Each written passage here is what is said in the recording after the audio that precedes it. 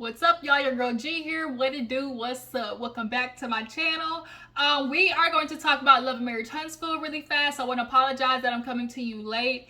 I've been having a few health issues, and it's probably going to be a lot more serious than I thought. And so I just, really hope that you guys, if you really could, just send out some prayers for me. That would be really super appreciated. I could just really use them right now. So that's the reason why this video is coming to you late. But it still ain't gonna keep me from talking about the mess now, okay? It ain't gonna keep me from talking about the bullshit that we are seeing, okay? Because it's all this expo is nothing but a scheme that Todd set up to come with us with the bullshit, okay? It's all a scheme for the Scots to come with us with the bullshit, all right? So we definitely gonna get into it. So let's not waste no time. If you're new to my channel, I appreciate you for tuning in. Everybody else, part of the Juice Box crew, y'all already know what to do. All right, hit that like button, drop down in the comments. You guys, we were almost at 3K, so tag, post, share, all that good stuff, so we can hit that 3K mark. All right. So let's go ahead and get into the episode. So we pick up where we left off with Stormi getting into that ad. All right, you know what it is. I think the problem is with men like Marceau. When they're so used to treating, their wife a certain way or their wife accepting certain behaviors from them, they'll go out into the world and feel like other people are like that too, in particular women. And I think Marceau thought that he was just going to be able to walk up to Stormi and kind of low-key intimidate her a bit to just be like, okay, I'll give you that $100. But no, Stormi ain't that chick. It's not even about the $100. It's really about the principle. But the problem was, Marceau wasn't acting that way until he saw that that balloon arch, and he was like, "How much was that?" She was like, $325. Then he looked over there at Stormi like, "Did Stormi pay?" So he saw that balloon, and in the back of his mind was like Terry Crews off of Everybody Hates Chris, and was adding that up, and the math wasn't mathing. So he's like, "Where we gonna get this money from?" Stormi, we gonna get that $100 from her. Did she pay? All right, let me go over there. Tisha was like, I'm not doing it, she wouldn't pay. Everybody in the group didn't pay. But he walked over there talking about, oh, you got that $100. And she like, what $100? And he kind of was being a little condescending. But at the end of the day, she was like, don't come at me on the day of. Like, I have my time. I got, I have a multi-million-dollar, business deal I'm doing. I took my time out of the day, donated my time for the Blaque Business Expo, and you trying to come at me like that. And so this is where Marceau, Marceau's an a-hole, and he knows he is. And I think he also does it because he enjoys rallying up the viewers. Because for him to sit there and be like, well, Stormi, did I do something to you? And then she was like, why your husband come to me talking about where my $100 or like, where's the $100? He's like, that's not what I did. I said, can I come over to you? Or like, can I help you with anything? Is there anything, I can help you with? And, by the way, do you mind giving us that $100? Yeah, at the end of the day, you said, where's the $100? Like, quit BSing Marceau. He kept trying to touch her, and she was like, don't touch me. She was like, put her hands like, don't touch me. And so she was like, this is not what we do at the Blaque Business Expo. This is not how we gonna approach me. If money was involved, why didn't you tell me when we were up on that stage walking through everything? Like, that's how it should have been. And Marceau thought because, it's just $100. Like, it's not a big deal.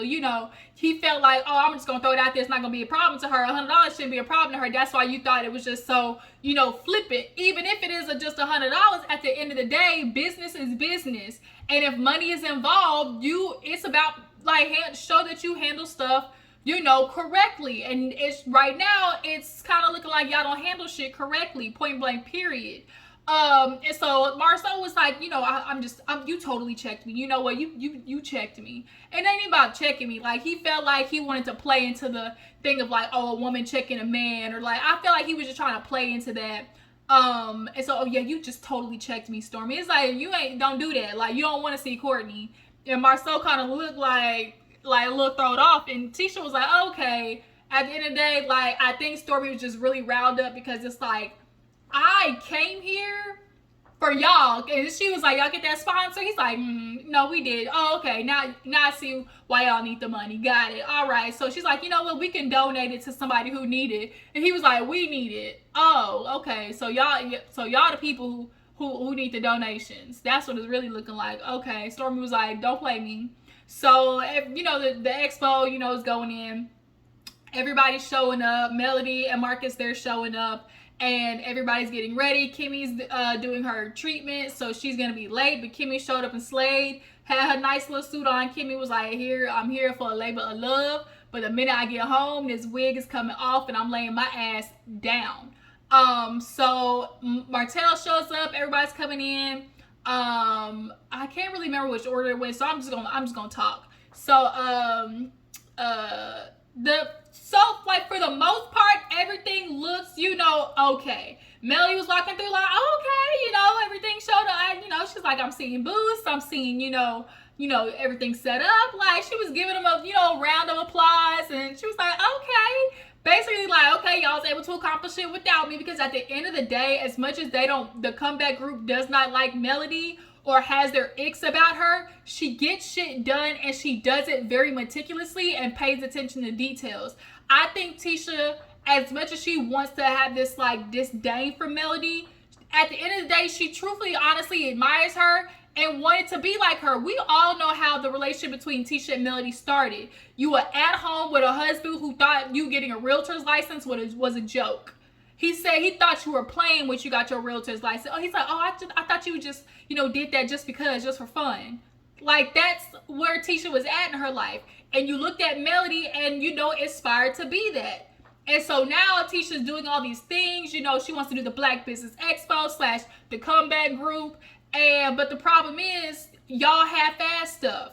So nonetheless, Melody's walking through, you know, and it's cute. Okay, that's cute. Marcus runs into Martell, and he's like, oh, you know, how you doing? He's like, you know, I'm all right. He's like, you know, you and my sister and things, you know, are y'all gonna work on that? He's like, yeah, you know, everything's gonna go okay, as long as we get your, you know, your support and everything. And he was like, my support? He was like, yeah, you know, I mean, well, just your support, you know, for your sister and everything, you know, with the kids, because, you know, it's all about them and make sure everything, you know, go good for them.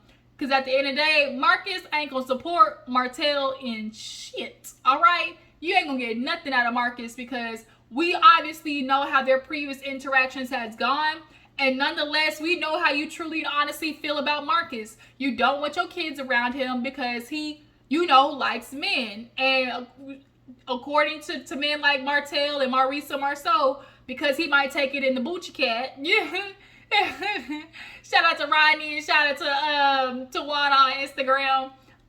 Because he might take it in the Boochie Cat, you don't want him to, you know, be around your son, because you know how the men feel, you know, it's gonna rub off on him. You know, you worry about the gayness rubbing off on him, but you're not concerned about what your son is seeing about how you're tearing his mother down on the internet, calling her all types of tricks and hoes, and saying that she's out here with men, and actually trying to do a revenge on his mama. But that's what you're concerned about, not the type of individual that you're, you know, possibly teaching him to be. Because before he's even looking at Marcus for anything, he's looking at you as his dad. And what example are you think you're giving your son? Let alone your daughters, that's another conversation. But, you know, Marcus was just kind of like, right, support who? But he walked away like, Marcus is so immature. So Montez shows up. Martell, he walked into, you know, the expo and ran into a man who basically kind of does like a mentorship, business development, which I love to see, like, things like that, because at the end of the day, like, a lot of these people in the community would, you know, just need that mentorship. They just need somebody to walk beside them, because it is hard being an entrepreneur, like, trying to start a business on your own. Like, it's scary, obviously, when you don't know anything. Like, the first thing you need to do is find somebody who does, and, you know, try to get their help or just their information or anything.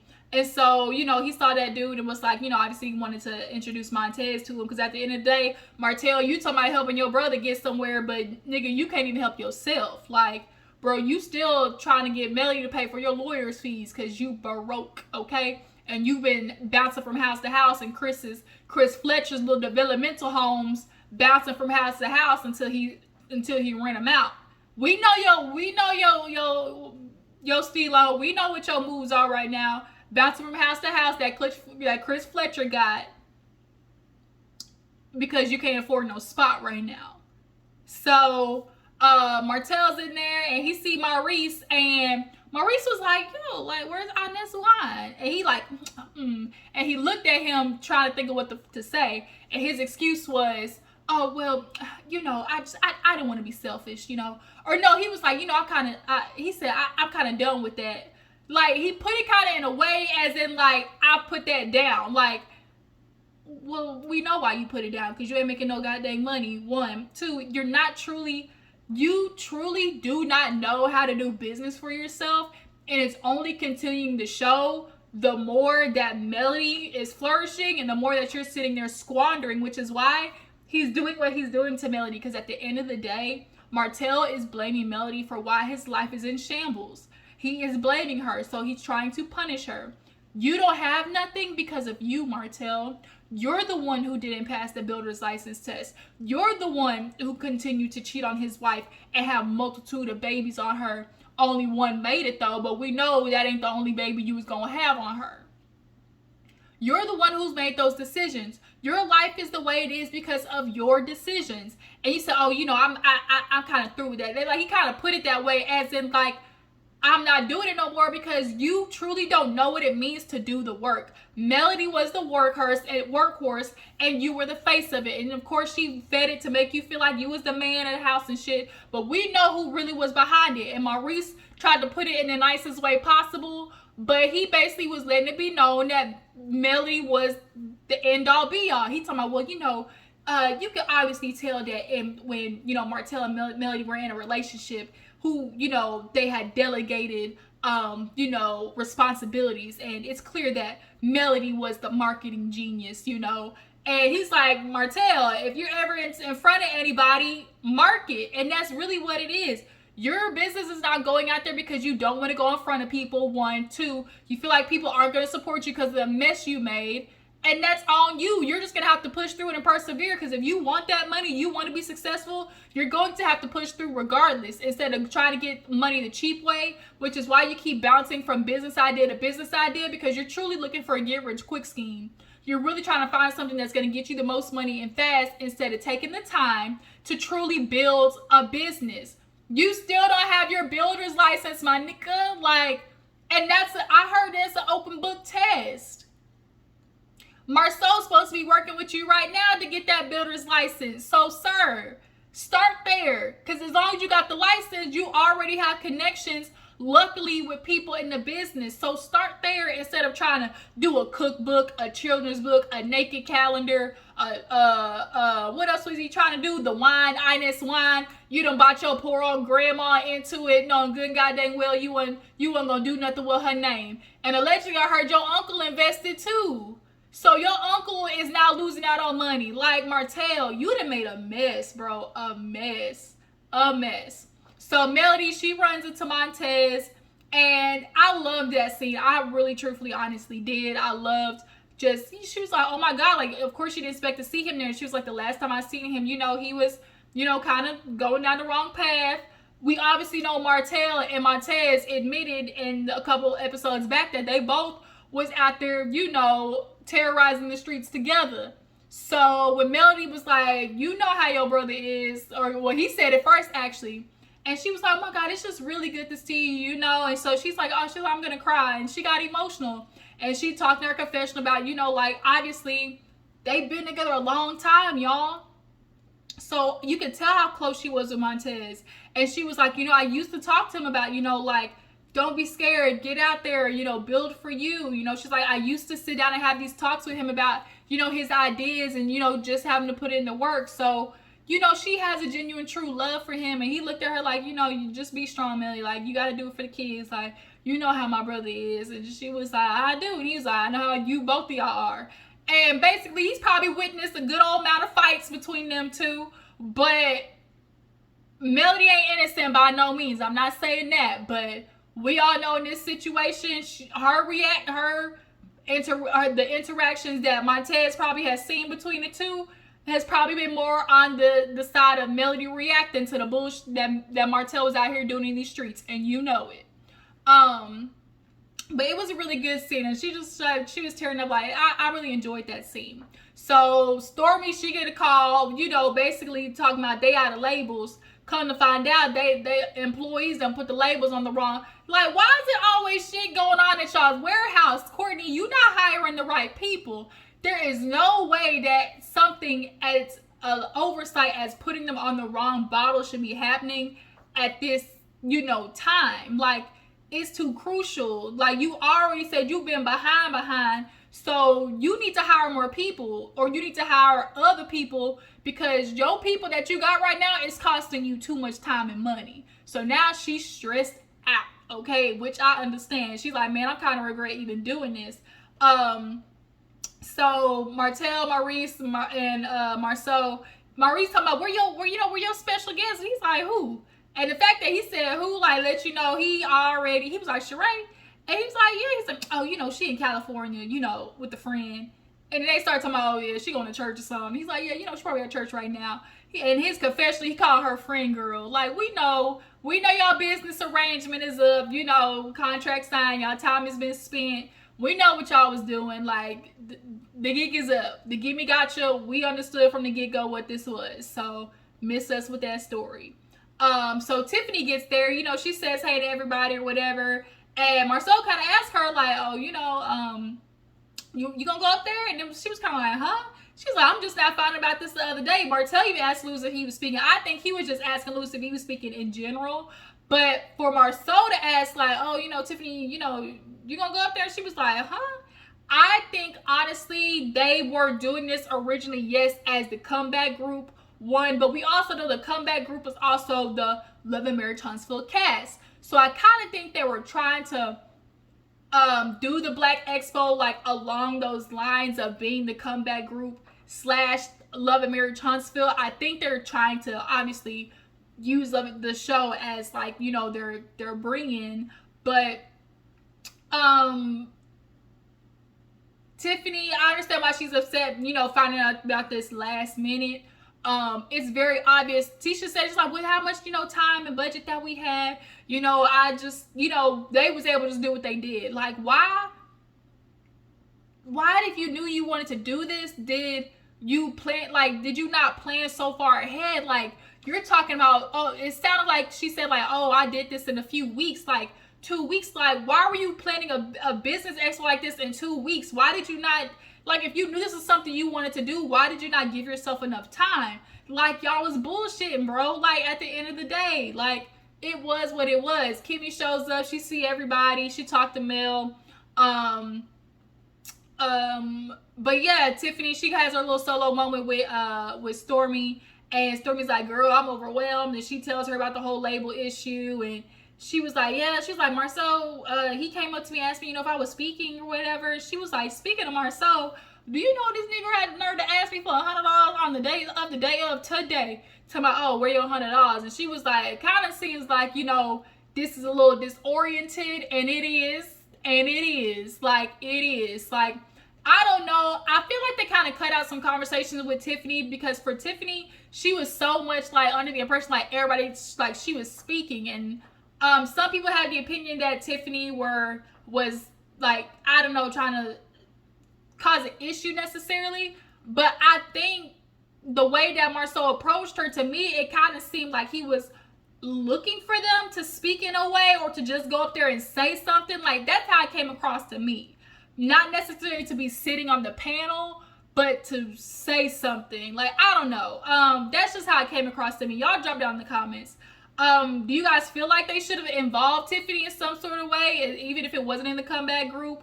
In that capacity? Because I feel like if y'all are trying to teeter this line of being the comeback group / making this a Love and Marriage Huntsville thing, y'all sitting on the, this panel, then why not have Tiffany on there? Like, I don't see why not. Like, it's clear that y'all needed her after the questionnaire.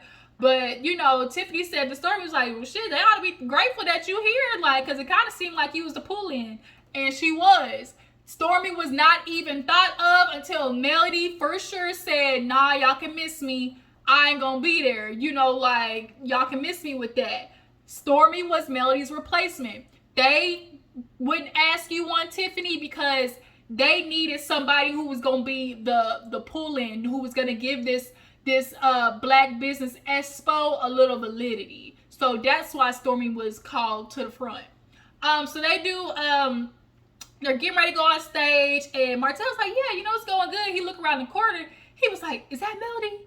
And he already is a nervous. He's already a war. But the fact that he saw Melody stand front row, he didn't want to embarrass himself. That's why he got all, I'm not going up there speaking. I'm not doing it. Oh, Melody's not coming up here. Why the fuck Melody? Melody told y'all that I'll be in the back. Y'all got it. I'm good. Like, you already know Melody wasn't going up there to speak. But he saw Melody on the front row, and his ass got nervous because he didn't want to make a bigger fool of himself than he already has. But nonetheless, he came out there anyways. So they had to start asking questions. And the question that got me, one, was Marceau, get asked about the credit. He just talked, him and Maurice have this thing where they feel like if you talk the most, then you got the smartest to say, when actually it's the opposite. The more you try to sound smart and keep talking, the dumber you actually reveal yourself to be. And Marceau, your question you got asked was, how do you go about being an entrepreneur and, getting loans and stuff when you have bad credit? He's talking about, I had bad credit. That's why I built Credit One USA, and I couldn't go out there and fix it. So I created a niche for myself. What do you mean? There's already credit fixing companies out there. What are you talking about, Marceau? Like, what are you talking about? That's not what she asked. She didn't ask to create about creating a business. Like, in that sense, she's asking about how do I go about getting loans when you have bad credit. That's what she was asking. So that's like, they don't be answering the real questions. And Marceau, he gets asked about venture capitalists, like, oh, if you want to do like without grants and loans, how do you go about doing venture capitalists? And so Marceau is bumbling, like, well, that's not necessary. And he even asked, he was like, if you do or don't have any experience in that area. So he said up front, if you do or don't have any experience in that area. So the first thing you should have said was, well, that's not something I had experience in. I raise money by doing so and so and so and so. You don't only have to raise money through venture capitalists. How about start smaller with crowdfunding, GoFunding? That's how that answer should have been done. But Marceau, always trying to sound like the smartest in the fucking room, always gets his ass chewed out. And so Tiffany's sitting down there like, well, who knows about VCs? I do. The Blaque Business Expo kind of went off without a hitch, but it still was, y'all got some shit to fix. Marceau talking about, let's get this show on the road. No. Tishy's like, let me get a drink first. Overall, like I said, the Blaque Business Expo, looked okay, but it's the details and the operation management that needs to be handled. Stormi, after that, she talks with Courtney. He reveals the reason why he don't want to have a baby, because he was traumatized by her having a baby the first time. Like, she was bleeding out. Birth is a serious thing, especially for Black women, because we have a higher mortality rate.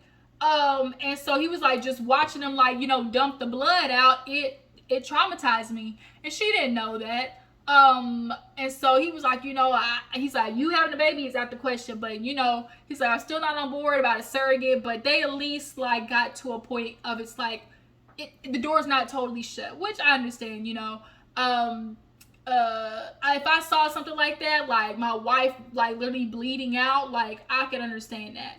But she did say, somebody need to talk to Marceau because he keep acting like a bitch. And he's like, okay, I can do that. I can tell him he acting like a little bitch, okay? Or as Too Short say, bitch. So Tiffany, she called a little meeting with the ladies, okay? She said one, because she want to talk to Tisha about the Blaque Business Expo, and give a little constructive criticism. So all the ladies sit down or whatever, and Tiffany was like, the Blaque Business Expo went off, good yesterday. So what's next for the comeback group? And Kimmy just kind of did a nervous laugh, like, like, bitch, hopefully nothing. Like, I think Kimmy is not here for this fake ass comeback group that she knows is the Blaque Business Expo. The fact that, and she was like, well, I just kind of, the Whitlows feel kind of left out. And Kimmy immediately like, no, you weren't left out. Tisha brought up y'all's name. And Tisha was like, I mean, y'all really y'all didn't call me till like the day before. And you called me about a sponsorship. So the fact that Tiffany used the word sponsorship, Tisha, did you call Tiffany to to offer money for the Blaque Business Expo? Because if you did and didn't want to involve her in the actual thing itself, I can see why Tiffany's kind of thinking like, well, damn, like I'm left out. Like you can call me to ask for some money, but I don't necessarily need part of the comeback group, but I mean, but Tisha's like, well, I mean, honestly, I don't even know what you do. Like, I know that Lewis is an entrepreneur, and so Stormi was kind of like, well, didn't you just raise like $3.5 million? And she was like, yeah. And Tisha's like, oh, well, that's good. Like, that just goes to show like how, first of all, y'all don't really F with Tiffany like that. Like, she's been around and y'all really don't know what she does. I mean, truth be told, I don't know what she do, but I don't know that girl. Like, Tiffany, I don't think honestly has really talked about what she does in detail. So I'll be fair to that point a little bit. But if you were doing the Blaque Business Expo, like, how do you not call and just inquire about it? If you're asking her for sponsorship or to get in contact with people for sponsorship, like, the little you can do is just ask about what she does. Like, I don't know. I just kind of feel like that's a little whack. Like, if you ask me. So Stormi, Tisha started talking to, or no, Kimmy was like, yeah, no, she brought you up, like, no, or like, it was just like an oversight. It was an oversight, Kimmy, I love you, boo, but this is probably one of them situations where just we're like, you know what, Tiffany, you didn't have to be in the comeback group, but, maybe we could have just extended. Like, I feel like Tiffany could have been extended something. That's just me. Like, y'all asked, and the way that Tiffany put it, like, not necessarily being a part of the comeback group, but just, getting asked questions. Like, y'all finding out that she's in finance. Like, that's the biggest part of a business is getting the financing. Like, I don't, that's just me. Y'all feel like how Tiffany explained it, like, that's something that's valid? Like, because I feel like it is. So Stormi started getting to Tisha ass because, Tisha started bringing up, like, well, Stormi, I know you brought up how Marceau, brought to you or whatever, but, I don't necessarily know, like how you were, like, how you reacted to him. And, I don't know how he approached you, but, how you were speaking to him was a little bit much. And that kind of sets Stormi off because she's like, how you going to tell me how to react? Because how I am and I feel how to act in the situation is how I'm going to say it. And can't nobody tell me otherwise because you don't know how you approach me. And Kimmy kind of was like, well, Stormi, like, wait a minute. Like, Stormi was kind of going off the hinges a little bit in this conversation. And she kind of started going left. I'm not going to lie. I think the producers kind of put a battery in Stormi's back to check Tisha a little bit in a way. Because y'all know we got to make TV. So I kind of feel like that's why she went so far left.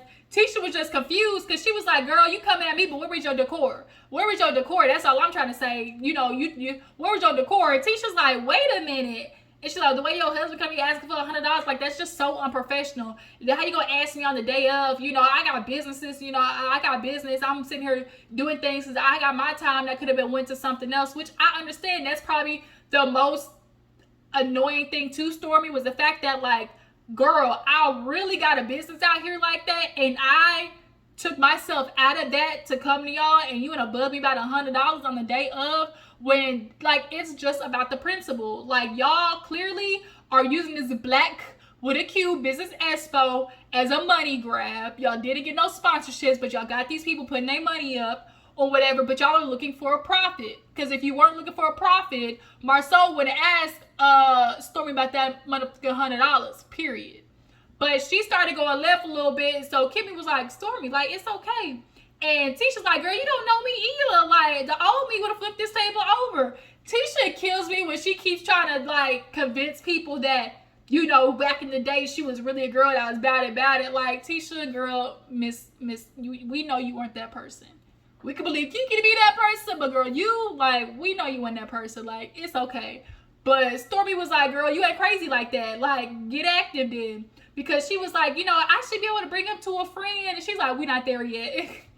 We not there yet. And Tisha's like, well, I should be able to bring up, because I'm sure if I was speaking to your husband that way, like, you would want to address. She's like, well, you ain't crazy like that. And so Tisha, like, Stormi, like, she was on one. And I'm just going to put it on. I think the producers put a battery in her back to kind of, like, check Tisha to make a scene, if you ask me. But overall, I do think Stormi, like, was valid in her frustration. She just could have gone about it in a better way. But look at her mama. Like, also look at her mama. Like, I wouldn't be, I'm not thrown off to see Stormi act this way either, because it's in her bloodline. All right. Tisha get up and she like, man, I ain't gonna do this. And then we see this is the mid-season finale, so we're finally getting a little bit of a break. But damn, did y'all see that trailer for what's coming up? The Scotts is acting a mess with Kiki, and Kiki said, this is the last time y'all gonna throw my business out there. You know what? It's time for some get back. And boy, get back she did. But yeah, you guys, that was Love and Marriage Huntsville. Y'all tell me what you thought about the Blaque Business Expo. How do you guys feel about, you know, Melody being there and not participating? They tried to get up there. She's like, nah, I'm good. What do you guys feel about Marceau approaching Stormi? Do you guys feel like Stormi was out of line? And yeah, you guys, I will catch you in the next video. Bye.